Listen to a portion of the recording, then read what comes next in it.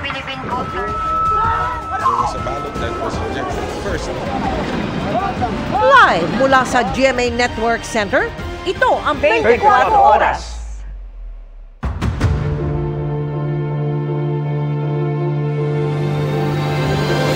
Magandang gabi po, Luzon, Visayas at Mindanao.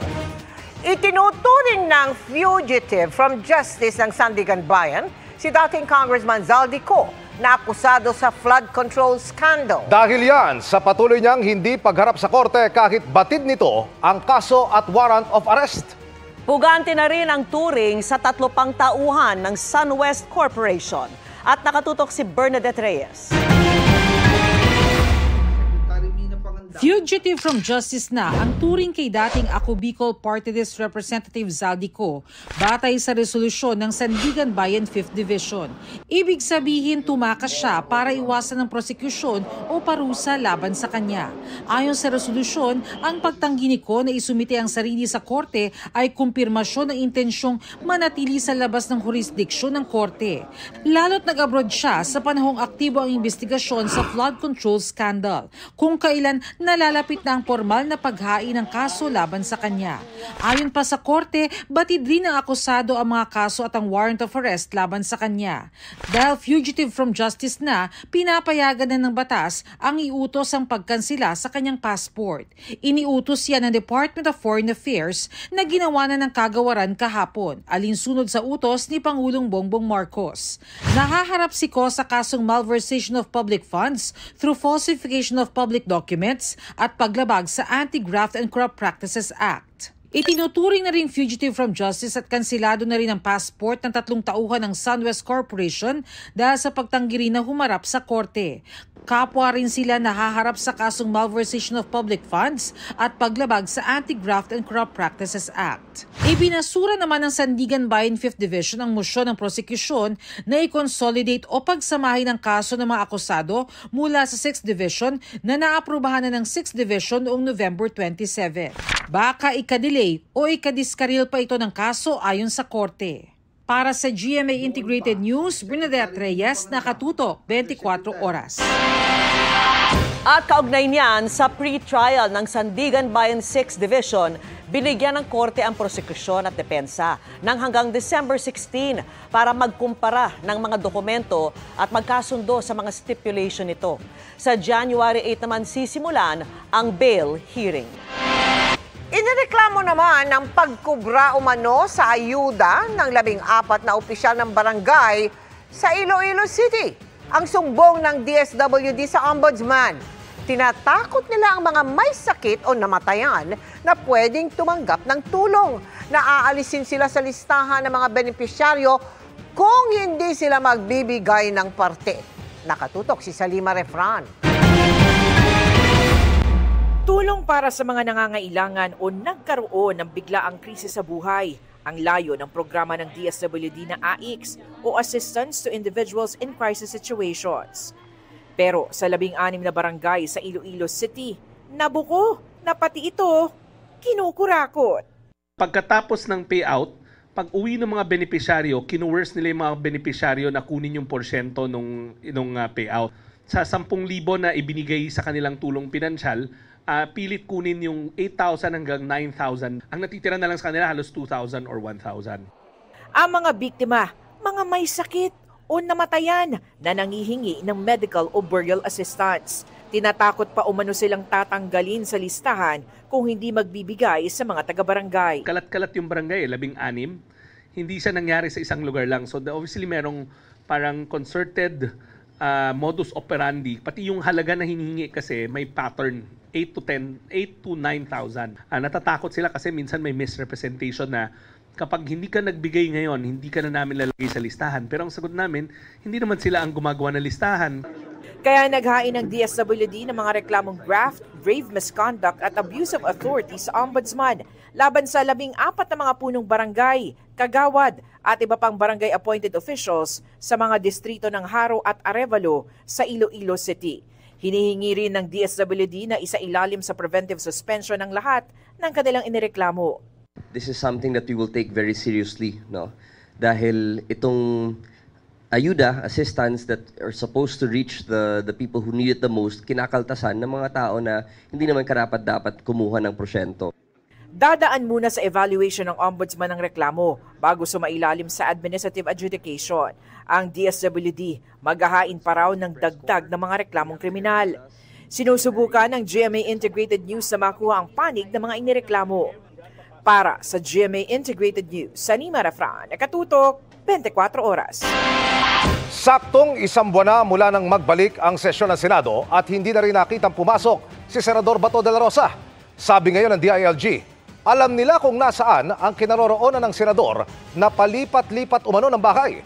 Hindi rin nila matatawag na pugante si Bato dahil wala pang kopya ng umuugong na arrest warrant mula sa International Criminal Court. Nakatutok si Darlene Kai. Higit isang buwan na ang lumipas mula nang huling nakita sa publiko at sa Senado si Senador Bato de la Rosa, kasunod ng pagbubunyag ni Ombudsman Jesus Crispin Remulla noong November 8 na may arrest warrant ang ICC laban sa kanya, kaugnay pa rin sa gera kontra droga ng Administrasyong Duterte. May mga paramdam siya paminsan-minsan sa social media tulad ng pagdalaw niya sa isang Paris sa Cebu at sa pagpopost ng picture niya na nakawig. Ang pinakahuli, ang pagkomento niya sa post ng kanyang asawang si Nancy. Sa post, may larawan ng isang lalaking nakatalikod at caption na nagpapasalamat sa kanya raw pagdalaw. Hindi malinaw kung saan o kailan kuha ang larawang yan. Pero, ang sabi ni DILG Secretary John Vic Remulla, alam nila kung nasaan si De La Rosa. Palipat-lipat siya ng mga bahay sa mga kaibigan niya. Iyatago siya. Tapos sa loob lang siya ng bahay. Tapos lilipat siya, iba-ibang kotse yung ginagamit. So, I think we've monitored him in 6 different places in the last 3 weeks. In the last 3 weeks. Palipat-lipat lang siya. Tumanggi na si Remulla na idetalye kung saang mga lugar nila na monitor si De La Rosa. Kahit itinuturing na nagtatago, hindi pa rin daw siya matatawag na fugitive o pugante dahil hindi pa rin daw nakatatanggap ang DILG maging DFA at DOJ ng kopya ng arrest warrant laban kay De La Rosa. We have to play it fair and we have to play it cool. Hindi naman pwedeng basta-basta ka lang gagawa ng hindi na uso yung extrajudicial means of prosecuting the law. Dapat dyan, you do it according to the book. So, we are monitoring him. Alam namin kung nasaan siya. At hintayin lang namin kung may utos talaga ang korte, wala. Sabi ng abogado ni De La Rosa, noong November 8 din niya huling nakausap ang kliyente. Wala raw siyang impormasyon kung nasaan ito. In all probabilities, nandito yan. Ngayon kasi, yung kanyang personal safety is at stake. No? Ako, maka-speculate lamang ako kasi hindi ako makasabi for him even if I am his lawyer. No? He is just making himself unavailable. Kasi wala pong klaro kung ano po ang pulisiya o wala po tayong batas as to how to deal with surrender. Kasi klarong-klaro po yung gobyerno natin is they will opt the modality of surrender instead of extradition under Section 17 of Republic Act 9851. Wala raw impormasyon ng abogado ni Senator Bato de la Rosa kung dadalo siya sa unang sesyon ng Bicameral Conference Committee na nakatakdang magsimula sa darating na weekend. Lalo dahil isa siya sa mga vice chairperson ng Senate Committee on Finance. Gayunman, hindi raw naman napapabayaan ng senador ang kanyang opisina. It is administratively functioning. His staff are operating and they're performing their job. Yun nga lang, wala siyang physical presence. Pero sabi ni Interior Secretary Remulla, sakali naman daw na matanggap na ng gobyerno ng Pilipinas ang warrant ay dadaan ito sa proseso. Para sa GMA Integrated News, Darlene Kai, nakatutok 24 oras. Muling pinahaharap ng ICI si dating DPWH Undersecretary Catalina Cabral na inakusahang kausap ng mga naging DPWH Secretary at mga mambabatas kaugnay ng mga budget insertion ng kagawaran. Naghihintay rin ng ICI ng hudyat mula kay Congressman Sandro Marcos para isapubliko ang naging testimonya niya kamakailan. Nakatutok si Joseph Moro. Ipinapasabi na ng Independent Commission for Infrastructure o ICI si dating Public Works Undersecretary Catalina Cabral sa susunod na linggo. Kung sisipot si Cabral, ikalawang pagpunta na niya ito sa ICI. We are hoping that she appears. There are information that the Commission would want to get from her. Unang nadawit ang pangalan ni Cabral sa kontrobersiya sa flood control projects at budget insertions nang sabihin ni Senador Panfilo Lacson na tumawag si Cabral kay Senador Tito Soto pagkatapos ng eleksyon 2025 para raw magtanong kung anong proyekto ang nais itong isingin sa 2026 national budget. Sa pagsasalarawan naman ni dating DPWH Undersecretary Roberto Bernardo, makapangyarihan daw si Cabral dahil kaya raw nito magtanggal, magdagdag at magbago ng mga insertion sa DPWH budget sa NEP o National Expenditure Program. Si Cabral pa raw mismo nakikipag-usap sa mga mambabatas kung magkano ang alokasyon sa kanila sa mga proyekto ng DPWH. Sinabi rin ni Bernardo sa kanyang testimonya noon sa Senado, naghahatid din siya ng pera sa bahay ni Cabral. On multiple occasions, I personally delivered and also caused to be delivered cash to Jose Cabral at her house at Tatalon, Quezon City and other places. Jose Cabral would tell me that she would communicate and meet legislators to inform them of the amount of their allocations and ask them for titles of projects that they want to include in the DPWH budget. Jose Cabral has total influence and authority in preparing and finalizing the NEP for infrastructure. Sinusubukan pa ng GMA Integrated News na makuha ang panig ni Cabral. Sabi ng ICI, posibleng si Cabral na ang huling resource person na maipatatawag nila bago mag-Christmas break simula December 24.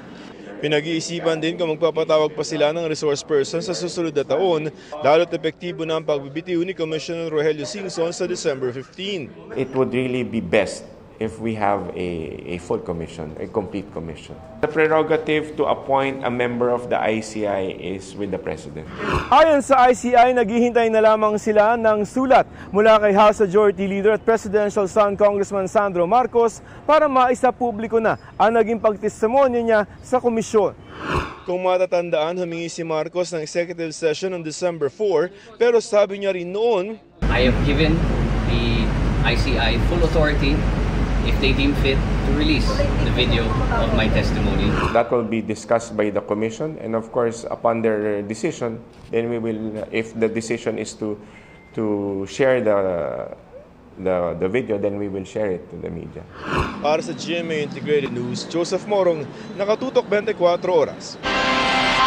Ramdam na nga ang Christmas rush sa NAIA. Sa dami ng mga bumabiyahe at mga dumarating na balikbayan. Saktong 2 linggo bago ang Pasko. Bukod sa mahabang pila, inabot na rin ng halos 2 oras ang paghihintay sa pagkuha ng bagahe. Silipin natin ang sitwasyon doon sa live na pagtutok ni Oscar Oida. Oscar? Yes, Mel, sa dami nga ng mga pasahero sa ating mga paliparan ngayong araw, naging pahirapan ang pagpunta at paglabas ng airport. Papasok pa lang ng NAIA Terminal 3, mahabang pila na ng sasakyan ang bubungad sa iyo paakyat sa departure area. Usad pagong ang magkabilang lane. Kaya ilan sa mga biyahero, nagbabaan na ng sasakyan at naglakad na lang papalapit sa mga gates, huwag lang mahuli sa biyahe. Mahirap malit, mamaya naribok na nga yung ticket namin noong nakaraan, kanina. Kaya balik na naman ngayon. Ang ilan nga, na-anticipate na raw ito, kaya inagahan na ng gusto ang pagtungo sa airport. From C5 po, papasok na dito sa may pa-airport. Sobrang traffic na po, kaya maaga akong umalis. Dapat mga 30 minutes lang, pero mga 45 to 1 hour po yung biniyahe ko. Mas okay na yung maghintay ka na lang sa airport kaysa malate ka pa. Pati yung ilang mga bagong dating ng NAIA Terminal 1 kanina, nakaranas din ng aberya. Kung tutuusin, naging mabilis naman daw ang pila sa immigration. Pero pagdating sa pagkuha ng kanilang mga bagahe, inaabot din daw sila ng halos 2 oras. When it comes to immigration, it's good. But when it comes to the luggage, I waited about 2 hours. Ang paliwanag daw sa kanila, kinulang daw ng cart na pagkakargahan ng mga bagahe mula sa eroplano para dalhin sa terminal. Hindi tuloy napigilan ng ilan na ang madismaya sa nangyari. Kaya ang ilang nakausap namin, dead man na kung mapamahal ng kaunti sa mga sasakyang TNVS. Ang mahalaga raw, makarating na lang agad sa paroroonan at makapagpahinga. Sa around 3 to 5,000 papunta sa Clark City, pag sa shuttle ay nasa 500 lang. I think okay naman, it's not too bad. Pero syempre mas okay yung kung may sundo kayo.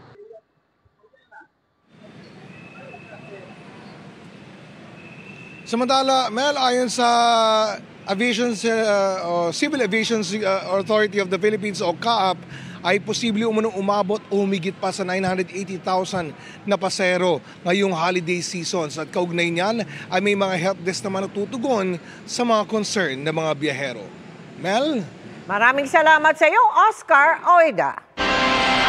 Naghain ng sariling bersyon ng anti-political dynasty bill si Presidential son at House Majority Leader Sandro Marcos. Nililimita nito ang mga magkakaanak na pwedeng tumakbo ng sabay sa isang eleksyon. Pero ang ilang kongresista at eksperto may puna. Nakatutok si Tina Panganiban Perez.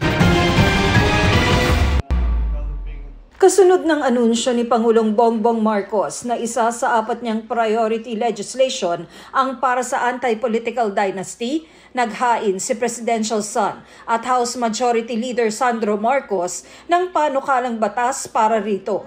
Kasama niya naghain si House Speaker Faustino D. III. Dito, pinagbabawalan ang mga magkakamag-anak hanggang 4th degree of consanguinity at affinity na tumakbo ng sabay sa isang eleksyon. Halimbawa nito ang asawa, kapatid, magulang at anak. Kung ang miyembro ng pamilya ay incumbent o kaya'y kandidato sa isang national position, ang kanyang kaanak ay hindi pwedeng mahalal sa isa pang national position. Halimbawa, bawal na ang magkapatid na parehong senador o kaya magkapatid na presidente at vice-presidente. Bawal ding umupo ang magkakamag-anak ng sabay sa posisyon sa parehong probinsya, syudad, munisipalidad o barangay. Pero sabi ng isang political scientist, kung susuriin ng mabuti ang panukala, may mga butas daw ito. Ang aking nakikita ay may kakulangan ito dahil hindi niya sinasabi kung ilan sa magkakamag-anak ang pwede at hindi pwedeng tumakbo. No? Sa mga ibang version ng batas na minumungkahi ay sinasabi ng diretso na no to members of the same family within the 4th degree can run and hold office. No? Dito, ang kanilang version ay if a person, no? Ang kanilang definition. No? So, hindi malinaw kung ilan, no?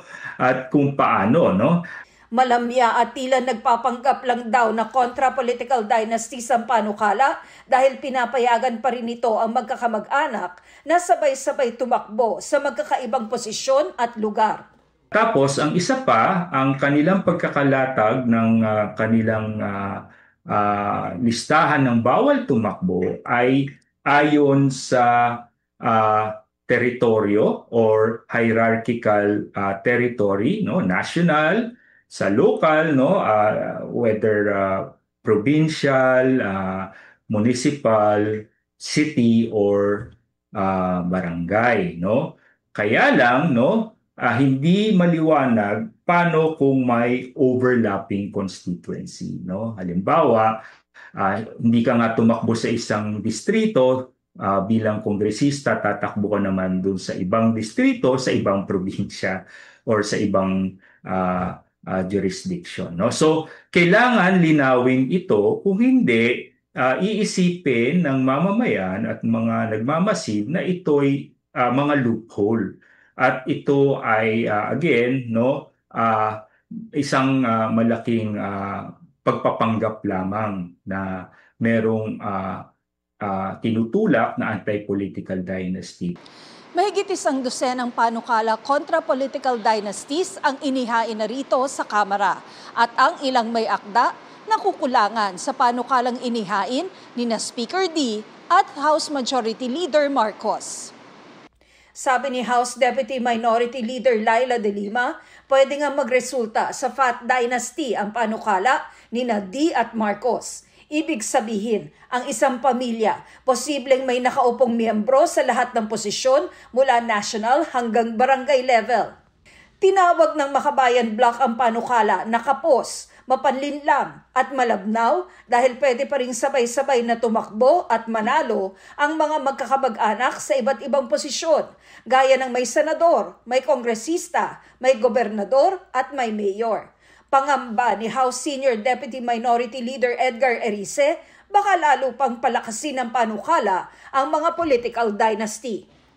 Under their proposal, a family can have 5 sitting officials, public officials simultaneously. So it's not an anti-political dynasty bill.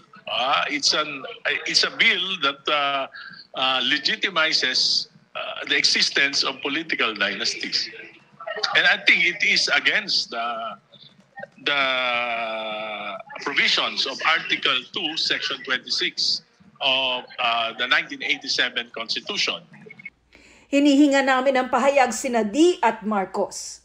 Para sa GMA Integrated News, Tina Panganiban Perez, nakatutok 24 oras. Chika Minute na po mga kapuso at ang maghahatid ng latest sa showbiz happenings ngayong gabi, walang iba kundi si Sparkle actress and host, Ara San Agustin. Ara. Thank you, Miss Vicky, at good evening mga kapuso! Masayang bonding at performances ang hatid ng ilang Sparkle stars na nakisaya sa Subarao Biodiversity Festival 2025 sa Palawan. Hindi rin nila pinalampas ang one-of-a-kind wildlife experience kasama ang mga buwaya. Narito ang report ni John Sala ng GMA Regional TV. Naging jam-packed ang Puerto Princesa experience na Kapuso Stars kasabay ng Subarao Biodiversity Festival 2025 sa Puerto Princesa City, Palawan. Pinagdiriwang ng Puerto Princesa Underground River na isa sa New 7 Wonders of Nature at isa ring UNESCO World Heritage Site. Speaking of nature, Palawan Wildlife Rescue and Conservation Center at Crocodile Farm ang unang binisita ni Dion Ignacio, Lian Valentin, Prince Clemente at Hannah Presillas. Challenge accepted nang isa-isa silang maki-photo op sa buwaya. One-of-a-kind experience nga ito para sa mga Kapuso Stars. Nag-enjoy ako sa Crocodile Farm kasi first time ko makakita ng mga malalaking buhaya. Inuwi na yung isa. Takot talaga ako sa crocodile, so in-enjoy ko na lang siya. Nakisaya rin ang Kapuso Star sa Kapuso Fiesta sa Balayong People's Park. Hatid ang kanya-kanyang performances.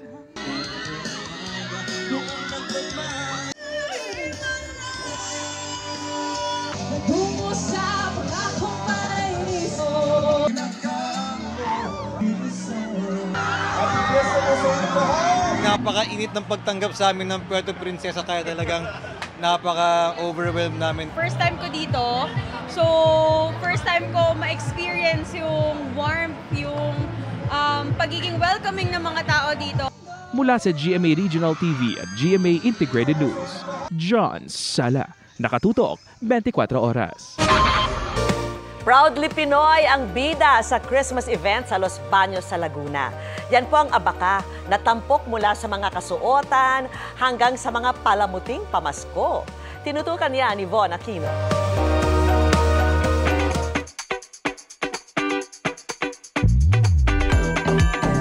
Inirampa ng mga estudyante, scientists, officials, staff at alumni ang iba't ibang kasuotan na gawa mula sa UPLB Bread Dioscoro 1 Abaka Variety. Umabot ang halos 60 years ang pag-develop ng UPLB Institute of Plant Breeding sa Abaka Variety na ito, katuwang ang iba't ibang sangay ng DOST. Pagmamalaki ni UPLB Chancellor Jose Camacho Jr., ang Dioscoro 1 Abaka Variety ay resilient o matibay na sumasalamin nila sa mga Pilipino.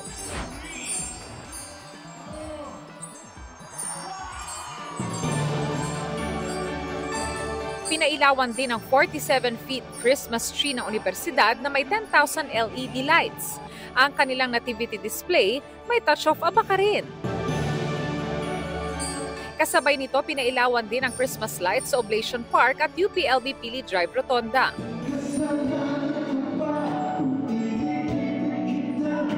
Sinundan ito ng musical concert, tampok ang UPLB talents at special performance ng sikat na OPM band na Neo Colors.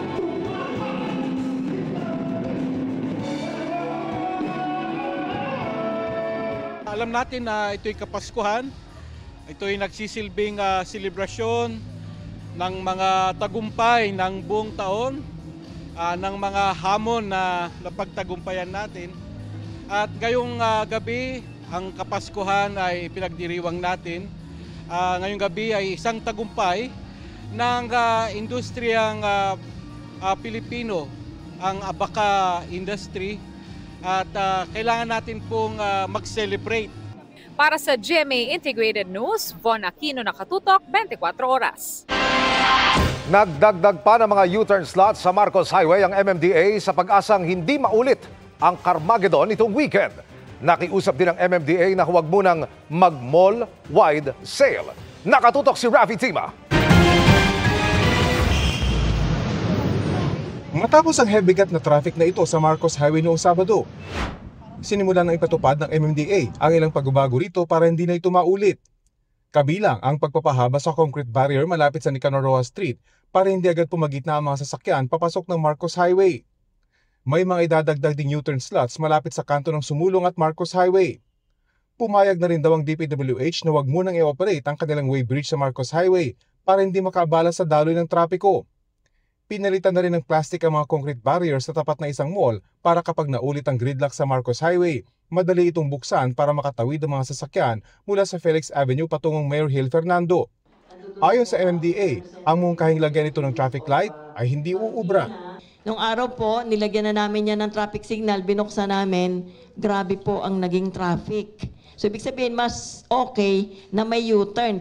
Nasa 270,000 na sasakyan ang dumadaan sa Marcos Highway araw-araw at tuwing magpapasko, tumataas pa ito ng 5 hanggang 10% o dagdag na halos 30,000 sasakyan. Kaya muli raw babalikan ng MMDA ang panukalang magtayo na rito ng underpass para sa mas permanenteng solusyon sa mabigat na trapiko. We'll discuss it with Secretary Vince Dizon para at least yung mga ibang true and true lang, pwedeng dire-diretso na, lalo yung pa-Kogyo or yung from Kogyo papunta sa west. Pumayag na rin daw ang mga LGU sa lugar na pakiusapan ng mga may-ari ng mall sa Marcos Highway na wag munang mag-mall-wide sale tulad ng ginagawa sa EDSA. Sa huli, ayon sa MMDA, bukod sa mas magandang public transport system, disiplina ng mga driver ang susi para mapagaan ang trapiko sa Metro Manila. Ang singitan sa EDSA halimbawa, kasama raw sa nagpapabagal sa trapiko rito. Tumakbo lang itong lane na to, lilipat. Pag tumakbo itong lane na to, babalik. Yung mga ganoon, kahit na seconds lang yung delay, pag nag-accumulate yan, malaking bagay yan. Malaking bagay yan. Siyempre, minsan, hindi pa magbibigayan. O tapos, hanggat sa minsan, aabot sa sasagian. Ang driver ni si Junres ang ayon sa sinabi ng MMDA. Mas tuloy-tuloy ang takbo, biglang singit. Wala nagbibigayan. Wala nagbibigayan. Doon na, traffic na tuloy. Dagdag pa ng MMDA, mula 3.2 million nito lang mga nakaraang taon, umaabot na sa 3.6 million na sasakyan ang dumadaan sa EDSA araw-araw. Para sa GMA Integrated News, Rafi Tima, nakatutok, 24 oras. Giving back and doing everything with a purpose. Ang isa sa paraan ni Alden Richards sa pagdiriwang ng kanyang 15th anniversary in showbiz. At para sa mga taga-suporta niya, humanda kayo dahil may sorpresa sa Grand Fan Meet sa Sabado ang Asia's multimedia star. Makichika kay Athena Imperial. Habang papalapit ang Grand Fan Meet ni Alden Richards sa December 13 sa Santa Rosa, Laguna. In high spirits si Alden at ang kanyang team sa paghahanda para sa sorpresa niya sa kanyang supporters. Basta something that has never been done with all of my events. And nahirapan nga ako during rehearsals to do it because I tend to become really emotional. But it's a first and gusto ko rin ipakita yung side na yun sa mga taong nagmamahal at sumusuporta sa akin. Bukod sa fan service, last Sunday, nagkaroon ng whole-day caravan ang Asia's multimedia star. Naghatid siya ng tulong at pagbati sa tahanang walang hagdan sa Rizal, sa Orthopedic Department ng East Avenue Medical Center, at sa Philippine Animal Welfare Society sa Quezon City. Bahagi pa rin yan ng kanyang 15th year anniversary celebration in show business. Para lang ma-champion din natin yung purpose and spreading kindness and doing goodwill to our community. The team decided to really come up with a caravan to send out, kung ano yung kailangan nila doon, ng tulong, and to give quality time to the people who's involved also within the community. Sabi ni Alden, combination ng pagtulong sa kapwa at sa mga alagang hayop ang pinili niya para sa caravan for a holistic approach. this will not happen only this year. Medyo we'll see to it that every year we're able to do such executions kasi that's our main objective right now, of course, is yun nga, yung messaging ng whole 15 years is to give back and do everything with a purpose. Athena Imperial updated sa Showbiz Happenings.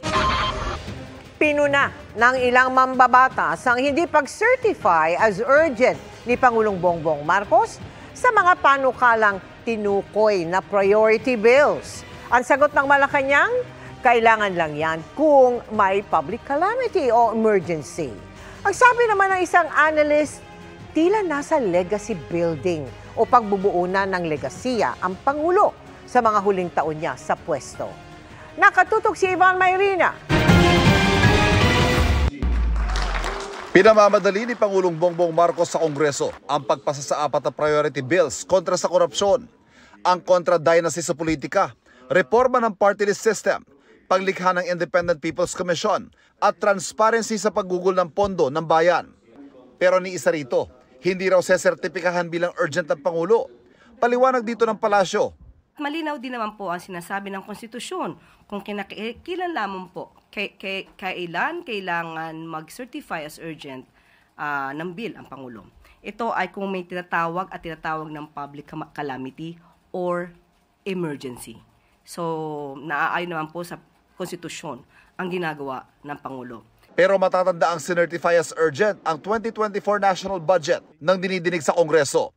Gayon din ang panukalang kalaunay lumikha sa Maharlika Investment Corporation. Dagdag pa ni ML Party List Representative Laila de Lima na noong nakaraan, certified as urgent din ang mga panukalang batas sa lumikha sa Value Added Tax Law at sa Anti-Terrorism Act. Kaya ang tanong niya, hindi bang kasalukuyang katiwaliang yumayanig sa bayan ang isa sa pinakamalaking public emergency sa bansa? Nakukulangan din kami kasi nga dapat sagad-sagaran na lang sana. What do I mean by that? Na dapat sinertify na niya diretso as urgent. Especially na limitado na ang panahon para i-consider or i-enact ang bill na yan. Ilang session days na lang, ilang working days na lang. Sa Article 6, Section 26 ng Saligang Batas, nakasaad na ang anumang panukala dapat ipasa ng Kongreso sa first, second at third reading ng 3 magkakahiwalay na araw. Pero kapag sinertipikahan ng Pangulo na kailangan ipasa agad ang panukala upang makatugon sa isang public calamity o emergency, maaaring hindi sundin ang 3-day rule at ipasa ang hakbang sa second at third reading sa loob ng isang araw. Si Congressman Paulo Duterte, tinawag na panglilihis lang ang anunsyo tungkol sa priority bills. Sabi niya, namamangha siya na tuwing umiinit ang usapin sa isyong mabigat para sa administrasyon, tila laging may nakahandang pangligaw sa atensyon. Sagot ng Malacanang sa mga kumukwestiyon sa sinseridad ng Pangulo. Hindi natin ma-equate na hindi seryoso ang Pangulo dahil kung hindi seryoso ang Pangulo, hindi niya na yan i-mention pa sa LEDAC. Pwede naman yung baligwalain itong mga batas na to, itong mga bills na to para asing wala lang nangyari. Pero pinrioritize, binanggit yung 4. So it means the President is serious on these bills. Gusto niya po ito mapag-aralan mabuti ng Kongreso at maipasa sa mas mabilis na panahon. Kung gano'n at seryoso nga ang Pangulo. What's keeping the President from certifying this as an urgent bill, ma'am? Kailangan po kasi talagang aralin, himay-himayin ang bawat provisions na magiging bill, itong 4 na bill na to. Mas maganda po kasi na maaral mabuti, mahimay, kesa madaliin at hilaw. Sa pananaw ng political analyst na si Ranjit Rai, ang timing ng anunsyo ng priority bills ay sumasalamin sa political pressure mula sa galit ng publiko sa katiwalian, sa mga panawagan mula sa mga religious at business groups, at nagbabagong mga alyansa habang papalapit ang eleksyon 2028. Pero maaaring ito na ang nais iwang legacy o pamana ng Pangulo na nakakabit sa pangmatagalang reformang nais ipatupad sa gobyerno. Sa kanyang pinakahuling podcast kung saan nakapanayam siya ng mga college students, ipinaliwanag ng Pangulo ang kanyang pagnanais at dahilan sa pagpapatupad ng mga reforma.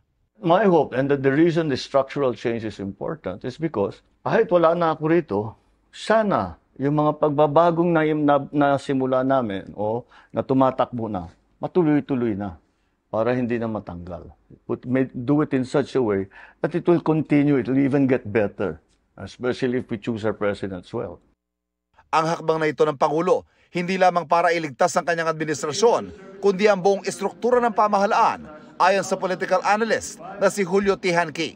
What we are seeing here is not simply a crisis of the administration, but a regime crisis, a crisis of legitimacy that involves the very post-EDSA regime and the institutions within it. No? And at least this efforts to pass these reform packages, including the anti-political dynasty law, is an effort to restore trust in these public institutions. No? So the president is not simply saving his administration, but he's trying to save the entire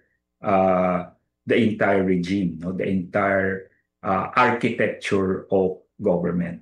Para sa GMA Integrated News, Ivan Mayrina, nakatutok, 24 oras. Walang bagong sama ng panahon na namamataan ang pag-asa pero dapat pa ring maging handa ang ilang bahagi ng bansa sa mga pag-ulan. Base po sa datos ng Metra Weather, maagang uulanin bukas ang ilang bahagi ng Apayao, Cagayan, Isabela, Cordillera, Aurora, Quezon Province, ilang bahagi ng Bicol Region, Mimaropa, Western Visayas at Samar. Magpapatuloy po yan sa hapon pero mas marami ng pag-ulan ang mararanasan sa Visayas. May matitinding buhos ng ulan sa ilang lugar na posibleng magpabaha o magdulot ng landslide. Maaari na ring makaranas ng kalat-kalat na ulan ang Zamboanga Peninsula at Northern Mindanao. Sa Metro Manila, gaya kanina ay posible ulit makaranas ng pag-ulan sa ilang lungsod. Mga kapuso, ang mga pag-ulan ay hindi po dahil sa bagyo o sama ng panahon.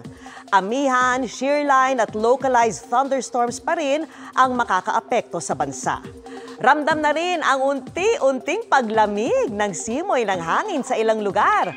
Ngayong araw, nakapagtala ang Pag-asa ng 17.4 degrees Celsius sa Baguio City at Casiguran, Aurora.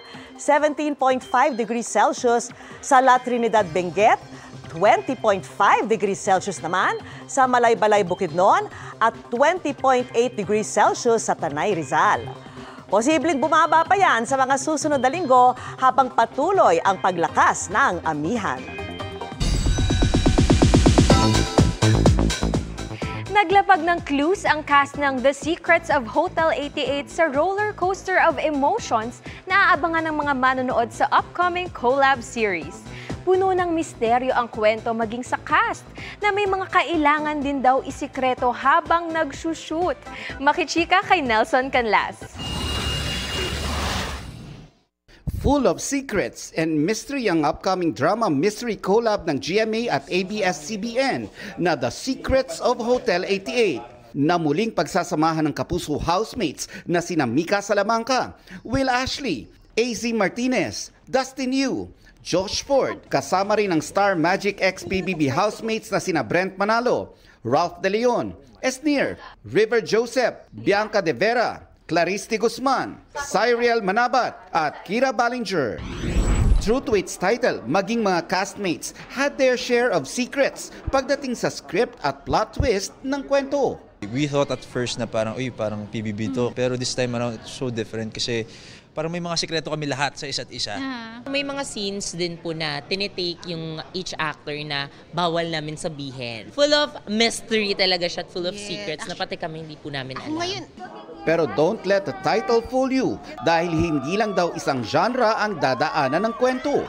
Bukod sa drama, comedy, may touches of thriller and horror din. A roller coaster po talaga kasi yung Hotel 88. It's not all drama, but it's also not all fun at the same time.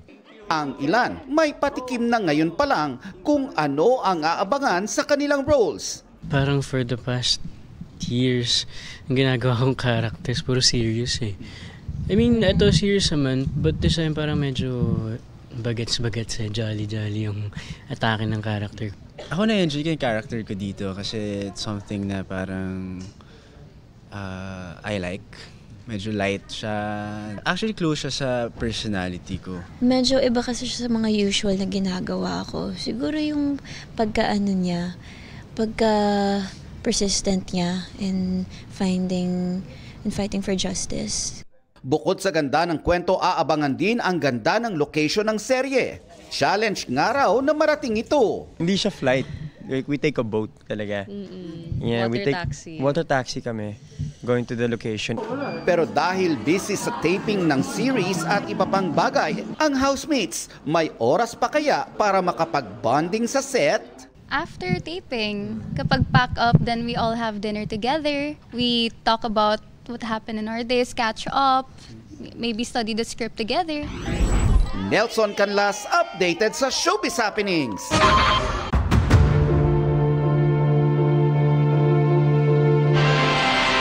Sa bisa ng search warrant mula sa korte, hinalughog ng matauhan ng NBI ang condominium unit ni dating Congressman Zaldico. At nakatutok si June Veneracion.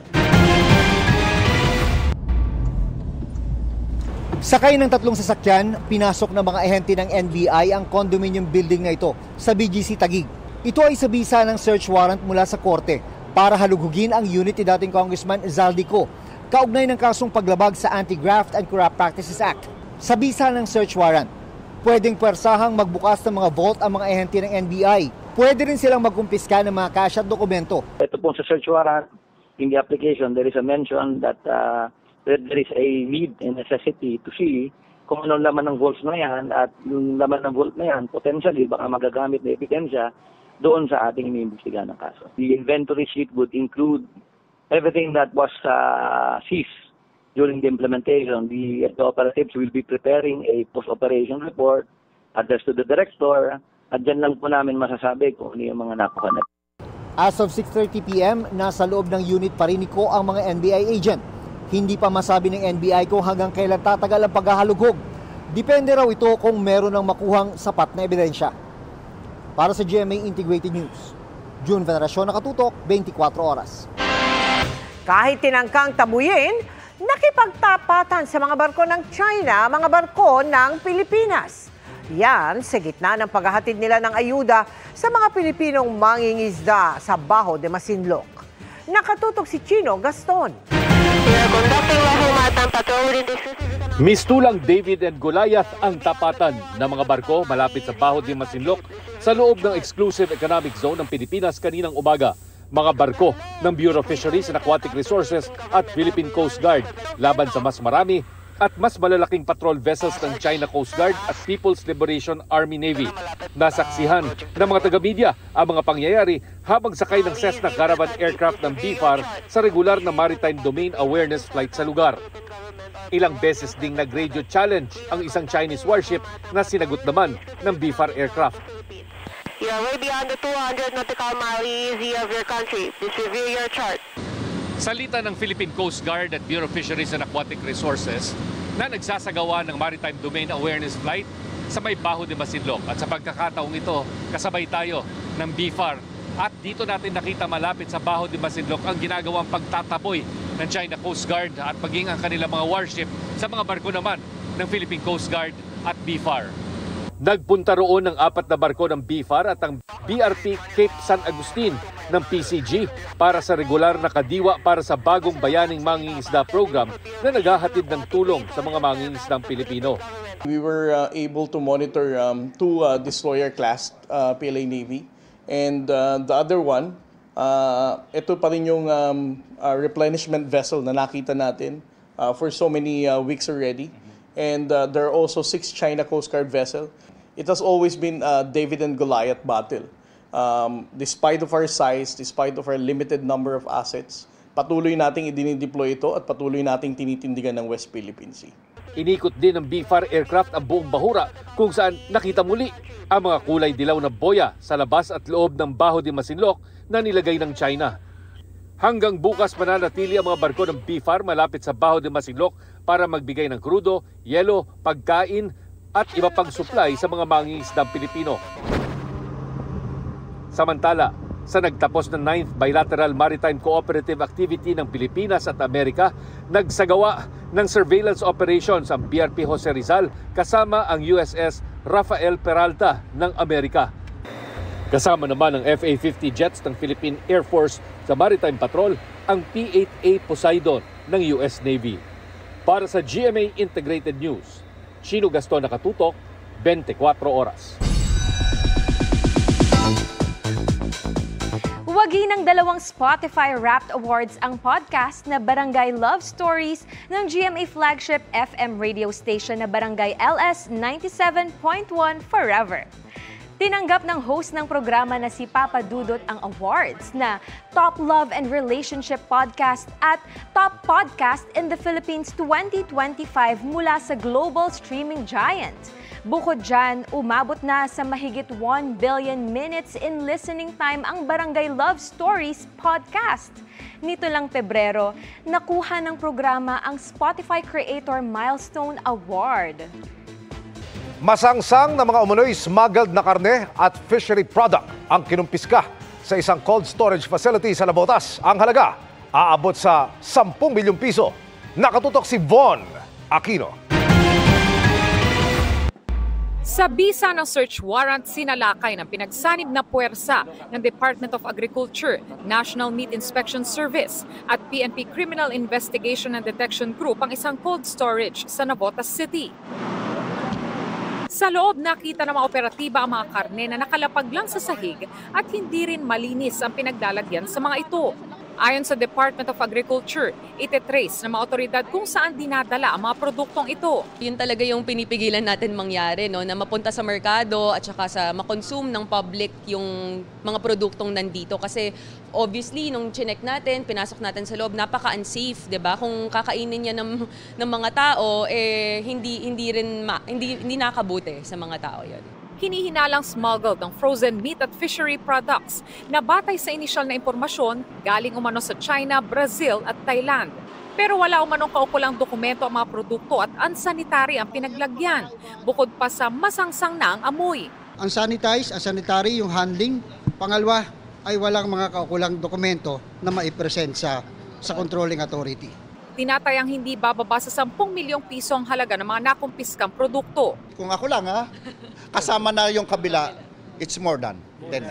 Talagang unsanitary yung conditions, no? So, based on that alone, we can actually file criminal cases already. Nasa 6 na mga tauhan ng mga imbaka ng nasa kustodiya ng PNP CIDG at sasailalim sa investigasyon. Tukoy na rin umano nila ang may-ari ng mga imbakan. Sinusubukan namin siyang hinga ng pahayag. Ayon sa DA, dadalhin sa government cold storage facility ang mga nasamsam na produkto. Sisirain naman ang mga ito sa oras na may utos na ang korte.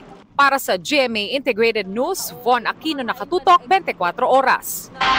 Kasunod po ng pagsuko sa NBI, malungkot at iniisip umano ngayon ni Sara Diskaya ang pamilya ayon sa kanilang takapagsalita. Iginiit din niyang nadamay lang siya sa ghost project sa Davao Occidental. Buwelta ng DPWH, klaro ang ebidensya laban sa kanya. At nakatutok si John Consulta. Pasado alas 3 ng hapon nang dumating sa tanggapan ng NBI ang tagapagsalita ng mga Diskaya na si Attorney Cornelius Samaniego. Pagkalipas ng 2 oras, humarap siya sa media para magbigay ng update sa lagay ng kanilang kliyenteng si Sara Diskaya. Maayos naman siya doon sa taas. Nalulungkot lang siya. Siyempre, may kasong na-file sa kanya sa Davao.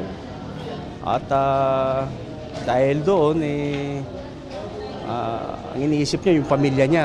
Mitigating o makakatulong daw sa kaso ni Diskaya ang kanyang ginawang pagsuko. Pero kasama rin sa kinonsidera ay ang kanyang seguridad. Hindi natin alam kung totoo o hindi, pero mas maganda na yung nakakasiguro. Diba? Siyempre, ang mga tao na nagagalit sa kanila at hindi naiintindihan ng sitwasyon, may karapatan silang magalit. Pero siyempre, sa parte ni na Ma'am Sara, ni na Sir Curly, kailangan din nila mag-ingat. Hindi na natin pinahirapan ng gobyerno. Ito'y nagpapatunay lang na si Ma'am Sara, si Ma'am Rimando ay malinis ang kanilang konsensya. Sabi ni Samaniego, ang restitution o ang pagbabalik ng pera o ari-arian ang nagpabago sa isip ng kanilang kliyente. Kaya ito umatras sa pagiging posibleng state witness. Nung nandun na kami, nag-iba yung ihip ng hangin kasi restitution naman ngayon ang gusto muna. Hindi naman talaga requirement na mag-restitute ka. Okay. Korte lang ang talagang nagbibigay ng order kung magbabayad ka ng civil liability or magre-restitute ka ng ganitong amount. Pero para kay DOJ Prosecutor General Fadulyon, kahit wala sa batas ang restitution, dapat lang daw na babawi ng publiko ang anumang pwedeng babawi. I think it is only right that the people get back whatever they can from those who are responsible in committing the crimes. We will not be chasing after them. We will not be di namin sila liligawan. Kung gusto nila at meron silang gustong ibigay na impormasyon dito, gusto talaga nila makipagtulungan, makikinig kami. Sinagot naman ni DPWH Secretary Vince Dizon ang pahayag ni Diskaya sa isang panayam na nadamay lang siya sa kasong Ghost Project sa Davao Occidental na may project cost na 96 million pesos. May kaso na siya, pagabas na yung arrest warrant niya, doon siya magpaliwanag sa presinto. Pero para sa amin, klarong-klaro ang ebidensya laban sa kanila. St. Timothy Construction Corporation ang kontraktor ng proyektong ito. Sabi ni Dizon, bayad ng buo ang proyekto pero walang naitayo.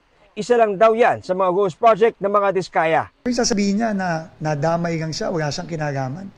Isa niya nakuha yung pinambili niya ng mga 30 sasakyan niya kasama yung Rolls Royce niya. In fact, meron na namang ifa-file, sinabi na ng ombudsman na yung kaso sa Bulacan, kasama din ng St. Timothy doon. Kasama din siya doon. Sinagot din ni Dizon ang pahayag ni Diskaya na naawa siya sa mga anak niya nang voluntaryo pumunta sa NBI matapos sabihin ni Pangulong Marcos na lalabas na ang warrant of arrest laban sa kanya. Hindi siya naaawa sa bansa. Hindi siya naaawa sa yung mga taong nandun sa mga area na dapat may flood control na ginose project nila na hanggang ngayon binabaha. Siguro dapat doon maawa siya sa mga taong yun.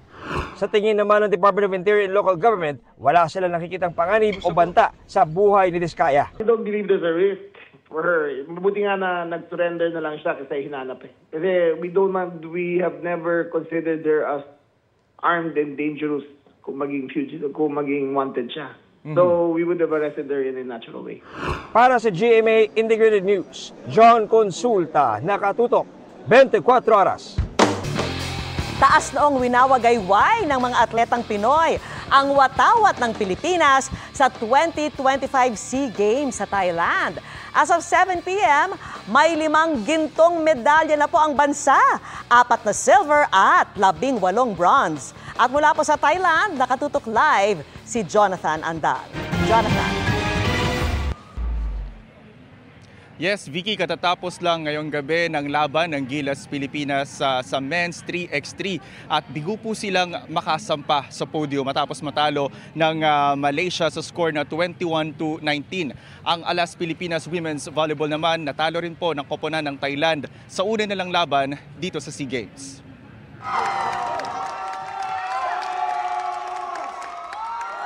Hiyawan ng mga Pinoy audience nang mapabagsak ng Filipino Jiu-Jitsu Kimberly Custodio ang kanyang Thai contender sa 48 kg weight division. Ang 3-time Jiu-Jitsu World Champion na si Custodio, gintong medalya agad ang nakuha sa kanyang unang pagsali sa SEA Games. Sobrang saya ko. Grabe yung support ng mga Pilipino dito. Sobrang na-overwhelm ako na nagbunga lahat ng paghihirap namin ng coaches ko. Gold medal din ang nakuha ni Dean Rojas sa 85 kg weight division nang talunin sa finals ang pambato ng Singapore. Hindi inakala ni Rojas na makakalaro siya matapos ma-injure noong nakaraang buwan.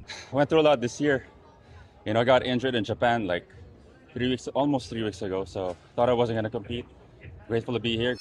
Nakaginto rin si Paris Olympian Aliyah Finnegan sa women's vault finals ng artistic gymnastics.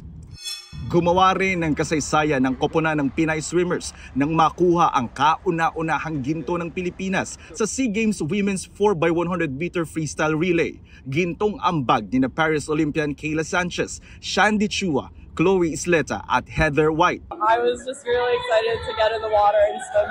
It was much more fun as the first race to be with the relays. I think it was such a good start to start off day one. It sets the momentum, especially Gian also won us a silver. Nagka-silver medal naman ang first-timer sa SEA Games, ang swimmer na si Gian Santos. Yes, I've been training for 3 months, so I'm glad that all the hard work has paid off. Wagiri ng ginto ang pambato ng Pinas sa MMA o Mixed Martial Arts 60 kg division na si Angeli Bulaong.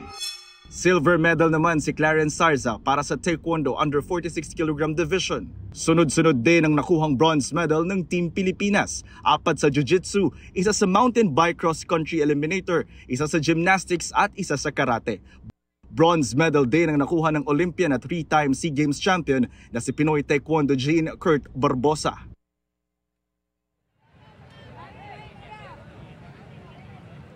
Yes, Vicky, mayroon pang mga sports events na ginaganap sa mga oras na ito na sinasalihan ng Team Pilipinas na posible pang makakuha ng gintong medalya ngayong gabi. Yan muna ang latest mula rito sa Bangkok, Thailand. Ako po si Jonathan Andal ng GMA Integrated News at ng POC Media. Nakatutok 24 oras. Maraming salamat sa iyo, Jonathan Andal. Nakaabang na ang marami kung paanong mailulusot sa Administrasyong Marcos ang batas na hinihingi ng konstitusyon para tuluyan maipagbawal ang mga political dynasty. 38 taon na yang hindi maipasa-pasa. Kung bakit at kung anong naging epekto niyan sa bansa, partikular sa kahirapan, himayin sa special report na tinutukan ni Tina Panganiban Perez. Dahil anak ng isang dating Pangulo, may bigat ang deklarasyon ni Pangulong Bongbong Marcos sa Anti-Political Dynasty Bill bilang prioridad na maisabatas. Sa kanyang pinakahuling Statement of Assets, Liabilities and Net Worth o SALN, may idineklara siyang 10 kaanak sa gobyerno, kabilang ang kapatid na si Senadora Amy Marcos at pinsang si dating Speaker Martin Romualdez. Bago siya naging Pangulo, nagsabi si Marcos na hindi siya tutol sa mga political dynasty. Pero ngayon, sabi ng palasyo, nagbago na raw ang kanyang pananaw. Nagbabago ang political landscape. Maraming umaabuso. Nais ng Pangulo na ipabatid sa taong bayan na kayo ay may choice. Choice na naaayon sa merito, hindi lamang dahil pare-pareho ng apelido. Pareho sila kung tutuusin ni Vice President Sara Duterte na isa ring anak ng dating Pangulo, na meron namang 6 na kamag-anak sa gobyerno batay sa huli niyang SALN at sa resulta ng huling eleksyon. Mula sa mga angkang politikal ang 2 pinakamataas na leader sa bansa. Gayong may probisyon ng konstitusyon na nagbabawal sa mga political dynasty. Binanggit kasi sa probisyon na kailangang tukuyin ng isang batas ang definisyon ng political dynasty, bagay na 38 taon ang hindi inaakda ng Kongreso.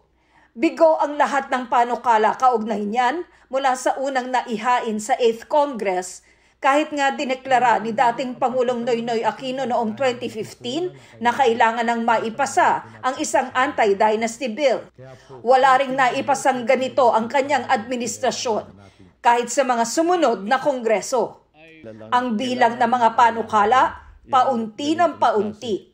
Sabi nga ng mga eksperto noon pa, paano papasa ang anti-dynasty bill kung makasasama ito sa interes mismo ng mga politikal na pamilya. Ang pag-define nitong pagbabawal na ito ay iniwan ng konstitusyon sa Kongreso, sa Kamara at sa Senado. At mag-4 na dekada na dahil ang Kongreso natin ay pinupugaran ng mga miyembro ng political dynasty ay hindi nila ipinasa ito. That has been the story of the anti-political dynasty bill for the longest time. 22 miyembro nito ay nasa Senado. 4 na pares ng senador ang magkapatid at 10 ang may kamag-anak sa Kamara. Habang sa Kamara, 212 o mahigit 4 sa bawat 5 kongresista ang mula sa political dynasties ayon sa Philippine Center for Investigative Journalism. Kabilang ang mismong House Speaker na may 14 na kaanak sa gobyerno. Pero nitong Nobyembre ay idineklara na niya sa mga kasama na isusulong ang anti-dynasty bill bago pa ihain ang bersyon niya ng panukala kahapon. Alam ko pong maraming magtataas ng kilay. Sa totoo lang po, marami po akong pamilya na nasa pwesto. Pero bakit nga ba dapat wakasan ang mga political dynasty? Sa pag-aaral ng Ateneo de Manila University School of Government noong 2022, lumabas na may kaugnayan sa kahirapan ang mga political dynasty.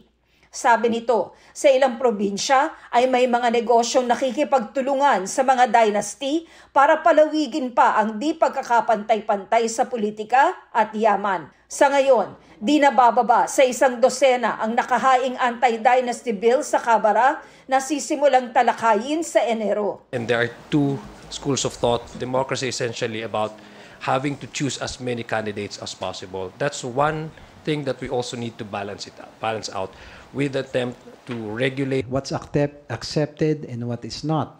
So it really needs a thorough deliberation from the House members. May mga pangamba na baka propaganda lang ito upang ilihis ang atensyon sa flood control controversies. Pero ako po ay optimistic na seryoso ang Pangulo. It must be passed before the election process begins for the 2028 national elections. Suportado rin ng ilang senador ang anti-dynasty bill. Pero kung hindi pa rin ilulusot ng mga mambabatas, may isa pang paraan. Sana maipasa ng Kongreso, pero kung hindi, mayroong judicial legislation na kung tawagin. So, the other track, siguro pag-aralan ng Supreme Court. Kasi mayroong, if I'm not mistaken, around 10 petitions before the Supreme Court on to declare political dynasties as contrary to the Constitution. Now we have a very rare opportunity in which the flood control scandal has resulted in the weakening of the political dynasties, no? And the administration is politically wounded, and the only way for this administration to regain at least some level of trust from the public is for them to push for an effective package of political and governance reform to address corruption. And one of the main component of this reform package is the passage of the Anti-Political Dynasty Bill. Para sa GMA Integrated News, Tina Panganiban Perez, nakatutok 24 oras. Sa gitna ng pagiging abala sa NAIA, may ilang pasahero pang nagpambuno. Nahuli kami yan kaninang umaga sa Terminal 1 kung saan bigla na lamang nanakal at nanuntok ang isang lalaki ng kapwa niya pasahero. Agad din silang inawat ng mga otoridad dahil sa insidente. Ayon sa airport security, parehong naantala ang dapat sana'y biyahe pa Amerika ng dalawa kaninang umaga. Kaugnay naman ng nakanselang Philippine passport ni Zaldico, sinabi ng kanyang abogado na naghain na sila ng motion to reconsider dahil meron umano sila dapat na 5 araw o hanggang Lunes para tutulan ang hakbang. Nangako ang Bureau of Internal Revenue na magpapatupad ito ng mga reforma para mapigilan ang pang-aabuso sa mga ini-issue na letter of authority at mission order sa mga negosyante. Tinalakay kasi sa pagdinig ng Senate Blue Ribbon Committee ang mga sumbong ng umano'y pangingikil, pananakot at pangungurakot ng mga tauhan ng BIR gamit ang letter of authority at mission order. Ayon kay Senador Erwin Tulfo, may mga maliliit at malalaking negosyong nagpahayag ng pagkabahala na di umano makatarungan ang ginagawang tax assessment sa kanila. Dagdag pa ni Senador JV Ejercito, ikinukubra umano ng mga asesor ang 70% ng nakokolektang buwis at pinaghahatian pa umano ng mga tauhan ng BIR. Sagot naman ni BIR Commissioner Charlito Mendoza na nasa pagdinig kanina, kabilang sa mga reforma para mapigilan ito ang pansamantalang suspensyon sa pag-i-issue ng mga letter of authority. At yan ang mga balita ngayong Huwebes, 14 na araw na lang, 2 linggo na lang, Pasko na.